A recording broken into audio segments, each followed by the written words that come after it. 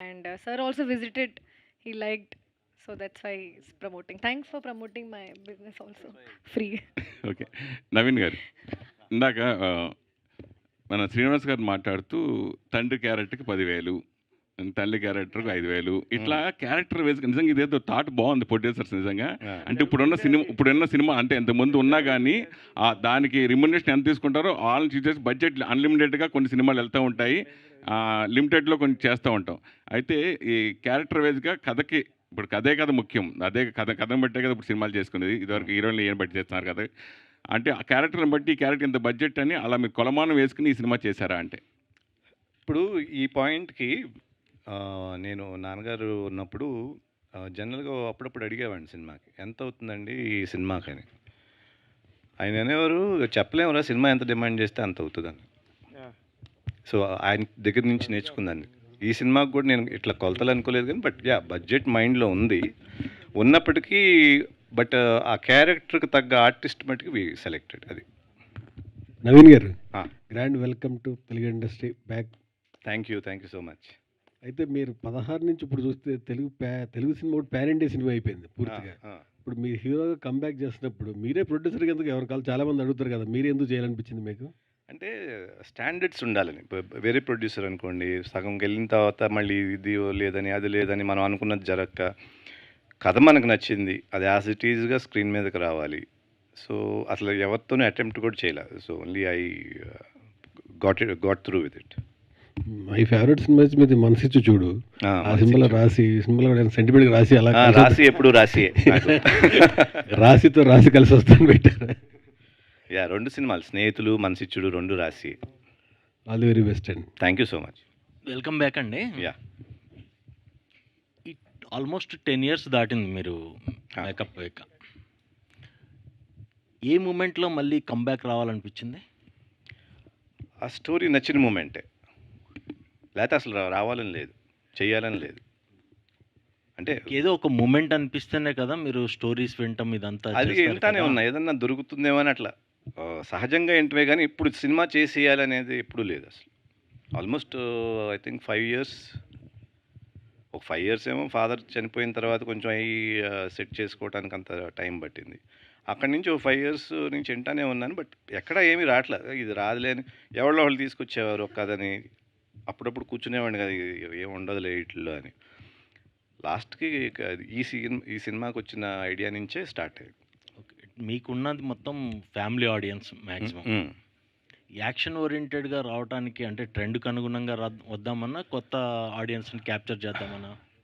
ఆబ్వియస్‌గా ఇప్పుడు ట్రెండ్ కంటే కూడా ఈ cinema demands those action sequences. Action sequence కూడా ఎక్స్‌టెన్సివ్‌గా ఫుల్ ఫైట్స్ అట్లా ఉండదు. There will be 3 or 4 fights which are required at that point. Trend అంటే నాకు ఫస్ట్ నుంచి కూడా యాక్షన్ ఫిల్మ్సే. నా ఫస్ట్ ఫిల్మ్ 'క్రాంతి' నేను చేసింది. అది యాక్షన్ ఫిల్మే చేశా. I like action films. I like wholesome films. I don't like completely family films, కంప్లీట్‌గా లవ్ స్టోరీ. ఇట్లా నాకు పర్సనల్ టేస్ట్ అయితే అది కాదు. సో, అందుకే దానికి బ్రేక్ పెట్టి ఆపి మళ్ళీ ఇట్లా ఈ జానర్‌లో రావటం. నవీన్ గారు వెల్కమ్ అండి. సో మళ్ళీ కమ్‌బ్యాక్ రావడం అనేది చాలా హ్యాపీగా ఉంది. Yeah! So thank you. Especially me audience మిమ్మల్ని మిస్ అవుతున్న వాళ్ళు మళ్ళీ నవీన్ గారు పోస్టర్ కనపడంగానే చాలా హ్యాపీ మూమెంట్ వాళ్ళలో. యాహ్! సో మరి వాళ్ళు కోరుకున్న విష్ అనేది ఎంతవరకు త్రిమూర్తులు తీర్చగలడు? సో మళ్ళీ కమ్‌బ్యాక్ నవీన్ వస్తున్నారంటే ఆయన నుంచి కొంత కోరుకుంటారు. సో అది ఎంతవరకు త్రిమూర్తులు అనేది ఫుల్‌ఫిల్ చేస్తుందండి? నేను ఎప్పుడు నా స్టోరీ అనంగానే నేను జడ్జ్‌మెంట్ పెట్టుకుంటాను నా మైండ్‌లో ఇది ఎట్లా ఉంటదని. టు మై నాలెడ్జ్ ఒక 85-90% నా జడ్జ్‌మెంట్‌కే వెళ్తది film most of the time. There is always chance of missing 10-20%. So, నా ఫీలింగ్ ఏంటంటే ఆడియన్స్ పల్స్‌కి ఐ కెన్ కనెక్ట్ అని. సో, అదే ఆడియన్స్ మైండ్‌లో పెట్టుకొని చేసిందే స్క్రిప్టు. సరే ఇది కనెక్ట్ అవుతుందా గట్టిగా చెప్పాలంటే అది ఎవళ్ళు చెప్పలేరు కాబట్టి that's not the issue here. So, మాకు తెలిసినంత వరకు మంచి కంటెంట్ చేసాం. Let us see. సో అంటే మీరు ఒకప్పుడు చాలా మంచి సక్సెస్‌లు చూసారు. కొన్ని ఫెయిల్యూర్స్ ఎదురైనప్పుడు ముందుకెళ్లారు. సో ఇండస్ట్రీలో అది సహజంగా ఉంటుంది.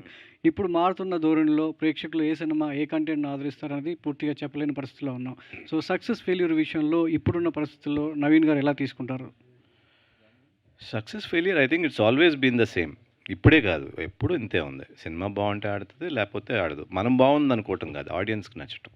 అది నేను అనేది. ఓకే. అంటే నవీన్ గారు వడ్డీతో కలిపి ఇచ్చేస్తారా మొత్తం 10 ఏళ్ల నుంచి అన్ని సినిమాలన్నీ కలిపి? వడ్డీతో కలిపి ఇచ్చేస్తామన్నా? లేదు, అంత లేదు, బట్ మంచి సినిమా ఇస్తాం.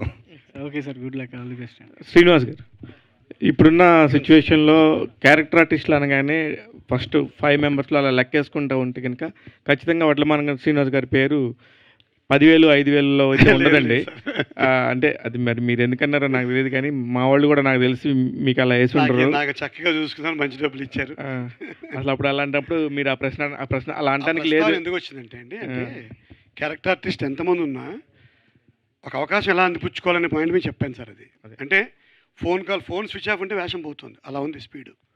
అవును సార్, అంటే అంటే కొన్ని సందర్భాల్లో కొన్ని ప్రొడక్షన్ హౌసెస్లో క్యారెక్టర్కి ఎంత రాస్తున్నారు, అప్పుడు మేము చెయ్యం కదా, ఎలాగే చేయం కదా. ఇప్పుడు సార్ పిలిచారు, రేటు గురించి అలా ఏం చూడలేదు, ఫస్ట్ పిలిచారు, వెళ్ళి కలిశాను. చక్కటి పాత్ర మీకు చెప్పాను ఇందాక, ప్రకాష్ రాజ్ గారు లాంటి వెళ్ళాల్సిన పాత్ర నాకు ఇచ్చినప్పుడు ఇక్కడ అసలు remuneration doesn't count, but they have given me what నా మార్కెట్ రేట్ ఏదో అదే ఇచ్చారు, ఇబ్బంది ఏం లేదండి. సరే, మార్కెట్ రోజుకుని పక్కన పెడితే మీరు చాలా మంది హీరోలతో ఇప్పుడున్న వాళ్ళతోని, కొత్త వాళ్ళతోని, పాత వాళ్ళతో అందరితో కలిసి ఎక్సెప్ట్ 2-3 హీరోలు చేస్తే అందరితో చేశాను, మిగతా అందరితో చేస్తున్నారు కదా. ఎలాగా నవీన్ గారితో ఏంటి సార్ వేరియేషన్ తేడా మీరు గమనించింది? చెప్తానండి. మామూలుగా నేను మీకు ఇందాక చెప్పిందే, నవీన్ గారు అక్కడ నిలబడి ఉంటారు దూరంగా, నాకేమో మంచి మెమరీ అండి. ఒక 4 పేజీలు లైన్లు ఇచ్చినా ఫాస్ట్గా శుభ్రంగా చేసేస్తాను. నవీన్ గారు వచ్చి బ్రేక్ వేస్తారు, డైరెక్టర్ నేను ఓకే చేసుకుని నవీన్ గారు వచ్చి ఇది ఇలాగా అదలా అని చెప్తారు. అసలు అంత శ్రద్ధ ఏంటో అర్థం కాలేదు ఫస్ట్. తర్వాత మనం సర్దుకోవడం మంచిది, మనం శ్రద్ధగా ఉంటే బెటర్ అని ఆయనకి తగ్గట్టుగా మారి చాలా సీన్లు ఇప్పుడు చూసుకుంటే ప్రతి మూమెంట్లో, అంటే ఈ సినిమాలో మాత్రం నా రోల్ కానీ పేరు వస్తే డైరెక్టర్ కమల్తో పాటు అది నేను నవీన్ గారికే ఇస్తాను. చాలాసార్లు వారికి చెప్పాను ఆ విషయం నేను. సో నేను ప్రేమలో పడిపోయాను ఆయనతో ఈ సినిమాలో. శ్రద్ధగా ఒకరోజు నేను శంకర్ ప్రసాద్ సినిమా నుంచి పరిగెత్తుకొచ్చాను, షూట్ నుంచి, ముస్సూరు నుంచి. ఆయనకి దండం పెట్టి చిరంజీవి గారికి, ఏమిటి అంత బిజీగా నువ్వు అన్నారు. సార్ లేదు సినిమా ఉంది సార్ వెళ్ళాలంటే. పొద్దున్న ఫ్లైట్లో వచ్చాను, మధ్యాహ్నం రాత్రి 3 దాకా చేసామండి. 3ంటికి అయిపోతుంది అనుకున్న టైంలో కమల్ తెచ్చాడు మళ్ళీ ఒక 4 పేజీలు డైలాగులు. నవీన్ గారికి చూసి మళ్ళీ సార్ ఇది ఓకే కదా అని అన్నీ ప్రతిదీ ఆయన అడిగేవాడిని. డైరెక్టర్ గారిని ఇన్సల్ట్ చేయడానికి చెప్పట్లేదు, Kamal has done exceptionally good work, చాలా హోంవర్క్ చేశాడు. నేను ప్రతిదానికి నాకు జడ్జి ఈయనే. ఈ సినిమాలో మేమంతా దొంగలాయర్లో మంచి దారిలో చూదురు, కానీ నాకు మాత్రం ఈయనే జడ్జి. అక్కడ మాత్రం ముద్దాయి నిలబడినాడు పాపం, ఈయనే జడ్జి అండి మాకు. ప్రతిదానికి అడిగాడు నవీన్ గారు ఓకేనా అంటే కొంచెం మార్పు చేద్దామండి. సో అంత శ్రద్ధగల మనిషిని, అంత పెద్ద బ్యాక్గ్రౌండ్ నుంచి వచ్చి ఎంతోమందికి జీవితాలను ఇచ్చిన కుటుంబం నుంచి వచ్చి శ్రద్ధగా నిలబడి ఆయన అలా చేయించడం వలన నేను ఖచ్చితంగా ఆయనలో ప్రేమలో పడ్డాను. కొంతమంది డైరెక్టర్లకి, ప్రొడ్యూసర్లకి, కొంతమంది ఆర్టిస్టులు పెర్మనెంట్ అయిపోతారు. అలానే నవీన్ గారి సినిమాలో అన్నింటిలో పెర్మనెంట్గా ఉండాలని కోరుకుంటాను. ఒకవేళ ఆయన ఏమైనా నన్ను తీసుకోపోయినా నా కుర్చీ నేను తెచ్చుకుని ఎక్కడో ఒక ఫీల్డ్లోనే కనిపించి వెళ్ళిపోతాను. ఉంటారులేండి. ఉంటానా? ఇప్పుడు ఉన్నారు కదా, స్పేస్ కరెక్ట్గానే చెప్పారా? ఉంటారు. లేదా ఫీల్డ్లోనే కనిపిస్తాను. ఇక్కడ ఒక చిన్న మాట చెప్పేస్తాను సార్. నేను 25 సంవత్సరాలు గవర్నమెంట్లో పనిచేశాను, ఒక డిప్యూటీ కలెక్టర్ నుంచి జాయింట్ కలెక్టర్ హోదా దాకా. జనరల్గా మా క్యాడర్లో 2 ఏళ్ళకు ట్రాన్స్ఫర్ వస్తుంది. నా 25 సంవత్సరాల కెరీర్లో నాకు ఒక్కటే ట్రాన్స్ఫర్ వచ్చింది. అంటే చాలా మంచివాడు ట్రాన్స్ఫర్ త్రిమూర్తులు, నేను మంచివాడిని తెలియదు మరి ఇదంతా. ఏమో ఇప్పుడే వెలిగింది నాకు. ట్రాన్స్ఫర్లే లేని శ్రీనివాస్ వచ్చి ట్రాన్స్ఫర్ త్రిమూర్తులు సినిమాలో చేశారు. ఇందాక ఆయన ఒకటి అడిగారు, ఏమంటే ఎందుకని ట్రాన్స్ఫర్లు వచ్చాయంటే నచ్చకపోతే మరి మారరా అన్నారు ఈయన. అంటే నేను ఎక్కువ నచ్చానంటే నేను మంచివాడినా చెడ్డవాడినా తెలియదు మరి. అది నో ట్రాన్స్ఫర్స్. ఏం సార్? కాదు ఇప్పుడు నవీన్ గారు సిన్సియర్గా ఉండబట్టి ట్రాన్స్ఫర్ అవుతున్నారు, మీరు సిన్సియర్ కాదు, అలాగా మేనేజ్ చేశారు కాబట్టి ఎంజాయ్ చేశారు. మేనేజ్మెంట్ కూడా. నవీన్ గారు, మీరు ఇది ఇప్పుడు ఇందాక చాలా డెడికేషన్గా చాలా బాగా మాట్లాడారు సార్. ఫస్ట్ ఫిల్మ్ లాగా చేస్తున్నాను అనేది చాలా మందికి ఇది ఆదర్శంగా కూడా. అయితే జయాపజయాలతో సంబంధం లేకుండా 2వ సినిమా ఎప్పుడు చేస్తున్నారు?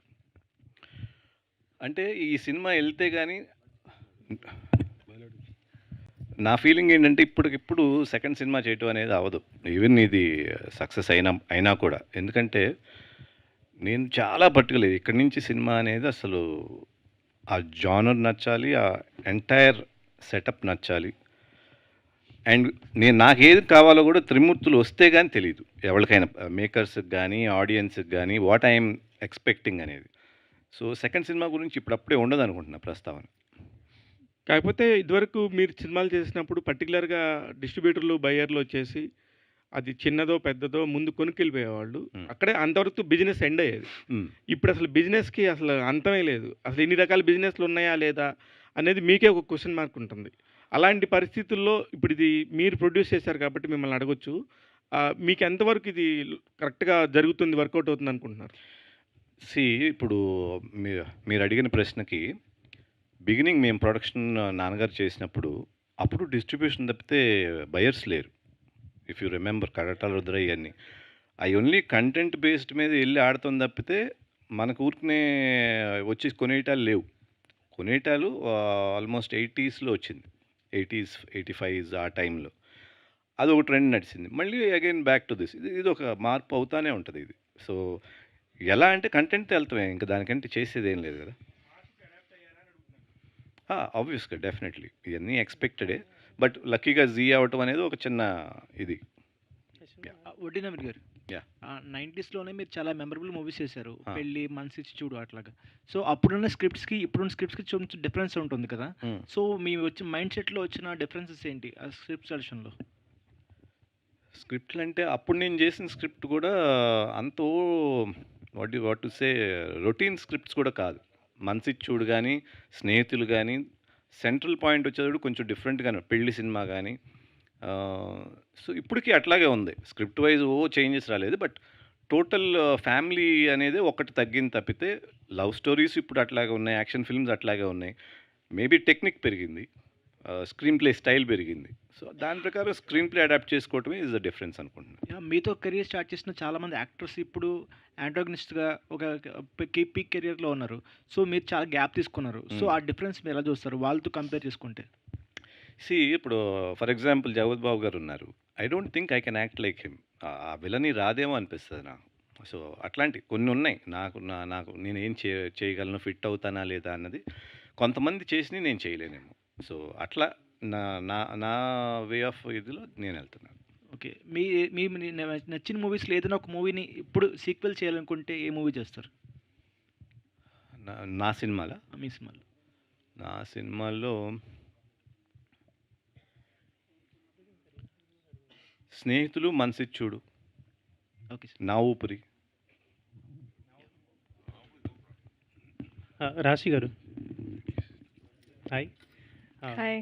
సో జనరల్లీ అంటే ఇప్పుడున్న హీరోయిన్స్ అయినా వాళ్ళు ఏదైనా చేసే సినిమాలు కావచ్చు, ఏదైనా వస్తున్న స్క్రిప్ట్స్ని బట్టి ఏమేమి చూస్ చేసుకోవాలి, ఏమేమి చేయాలని